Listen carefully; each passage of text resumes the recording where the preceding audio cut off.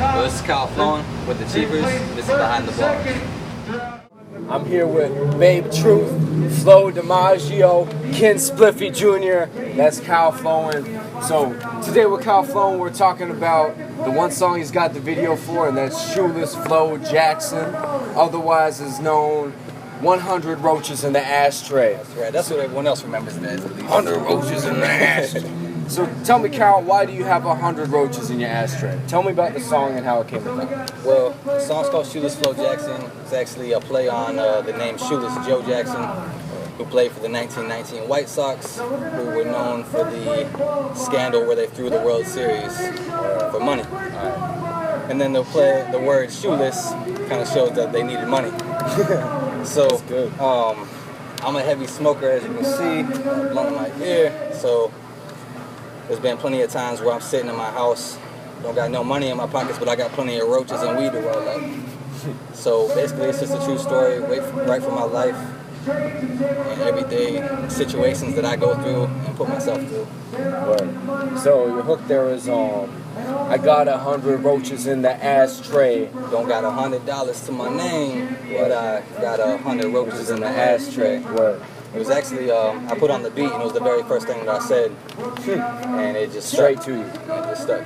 And those are the songs to me that are most powerful and the ones that stick with me the most. Yeah, that comes straight when I come up with it right away, no problem, written quickly. Yeah, and just keep it moving. And the beat doesn't get old to you either. Right. When, like, if it's still, the beat is still fresh to your ears, it makes it real easy. Right. So tell you what, break down that first part of the first verse that you were telling me about earlier. Sure. Starts off breaking, I'm rolling, I'm packing the bowling and token to play the game.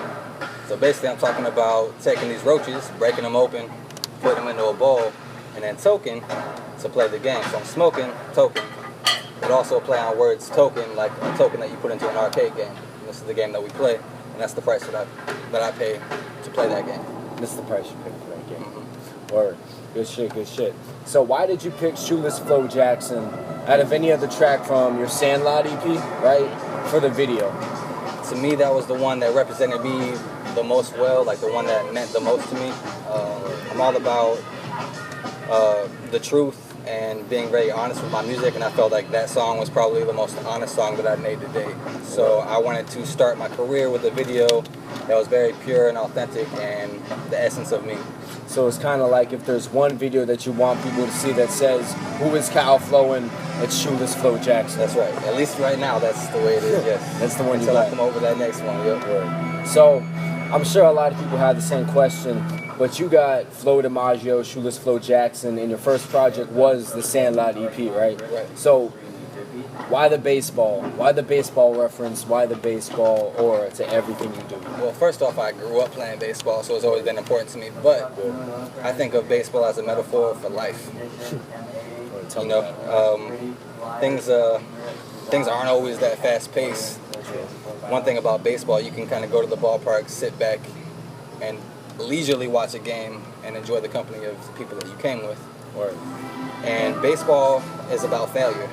The best hitters that are in the history of the game only bat 300. That means they fail 70% of the time.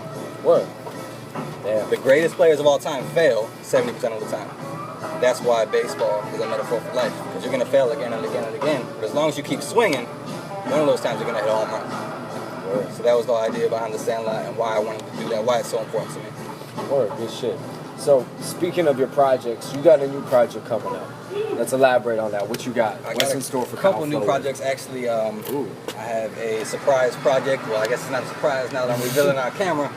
But I have a EP dropping on 4/20, which is the anniversary, 2-year anniversary of my very first mixtape. Word. So look out for that one. But then my Pride and Joy is my upcoming album, September 9th, called The Truth. Like I said, I'm all about the truth. To me, this is a project that is the true essence of who I am, my flaws, my insecurities, my fears, all put out in the open. Word. So definitely an important project for me. So this is a lot more personal. This is for, if they want to get to know Kyle Flowen from St. Petersburg, this is the project for it. Absolutely, and not only that, but I think with my honesty, people will be able to relate to that. Yeah. Because a lot of people are making music right now to portray something that's different than what they actually are. And sometimes you find a difficult time relating to that. You might be able to go out and party to it, but shit, every day in a party, you know what I mean? Every day is not a party.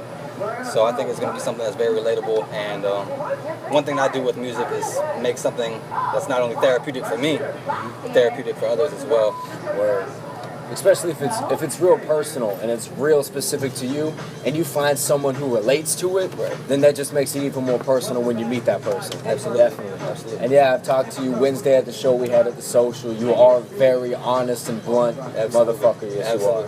Absolutely. Speaking of modern music, how do you feel about where hip hop's at right now? Because Kendrick just dropped a new album, which was... The Kendrick album was genius, man. Genius. I don't care if you like the album or not. The culture flat out needed something like that. I feel pretty good about hip hop music right now, and for the most part, not only is the talent there, but I think people are being more open to working with each other, not only in the mainstream scene, but the local scene as well. Definitely. So I feel very good about hip hop right now in its direction. I don't think it's dying at all. If anything, it's flourishing. That song represents a very dark spot in my life. The time when I was living by myself, literally at a table full of roaches in the ashtray. But I had to call moms with help for the rent, you know what I mean? So I've been through those rough times, and I know other people can relate to that. And more than anything, music to me is something to relate to humanity. It's not for me, as therapeutic as it is for me. I'm trying to make something that's hypnotic and something that other people can relate to and know that they're not alone. As alone as I was in that apartment with those 100 roaches, I want to let people know that they're not alone. There are other people that are struggling the same way. Because when you were there, there's some other dude somewhere in Tampa, Orlando, wherever, who's sitting alone in his apartment with 100 roaches in his ashtray. But still trying to make it. It's not the end of the story, you know what I mean? It's not the end at all. Because the greatest batters only hit it 70% of the time. They fail 70% of the time, man. Yeah. Fail 70% of the time. They only hit it 30% of the time. And that's the best players in the world. So, that's what it is, man. That's real close to you. I can imagine if you got someone at a show while you're playing that, because you get live as fuck at a show when you're playing that. If you get someone who really feels everything you're saying in that moment, how therapeutic that is to you, that's a real connection between you and that person who hears it.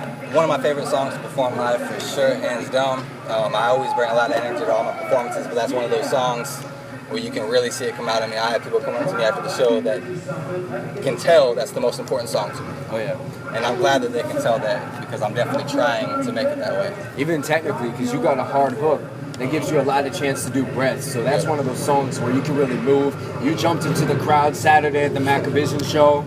That's one of those songs where you can really get live and connect with people, literally. Even though it's personal on a lyrical level, you can connect physically on that song. Yeah, and you'd be surprised at how many times a mosh pit has started during that song. From you, from your ass. I'll push you around, hell yeah. Because it's all about that feeling. I only make music that you can feel. Not only physically, but in your soul and your mind. Good shit. So if I can't feel it, I don't fuck with it. If you don't feel it, then you don't make it, and it doesn't leave the labs of Kyle Flowen. All about the real, all about that truth. Good shit. Shoeless Phil Jackson definitely is one of those songs that you sit to. Like I can't do anything else to it. I have to sit and listen to what you have to tell me, because you're obviously very passionate about anything you got to say in any of your songs. But I think it's Shoeless Phil Jackson and Better Than Money are my two favorite tracks. Definitely. Appreciate that, man. Definitely. Appreciate that. Kickback tracks. Good shit. Hell yeah, man. I'm ready to smoke some weed right now, man. I don't know about you. You good? I think we good. Shit, yeah. This is Kyle Flowen. I'm cheaping with the cheapers. Woo! You just heard about Shoeless Phil Jackson. Word up.